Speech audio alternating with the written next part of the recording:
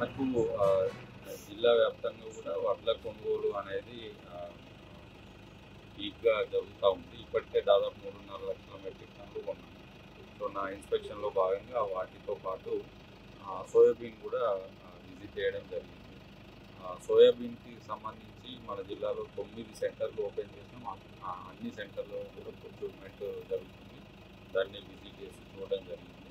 ఇందులో భాగంగా రెవెన్యూ ఆఫీస్కి వచ్చాము. ఎడపల్లి లోపల మనకి సాదా బైనామాకు సంబంధించి గవర్నమెంట్ సైడ్ నుండి క్లియరెన్స్ వచ్చింది. ఈ అప్లికేషన్స్ అన్నిటిని కూడా ప్రాసెస్ చేస్తుంది.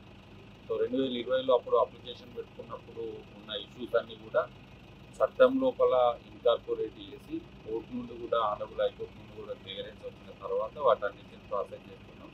ఈ మంత్ లోపల మొత్తం క్లియర్ చేయాలనేది గవర్నమెంట్ సైడ్ నుండి ఇన్స్ట్రక్షన్స్ వచ్చింది.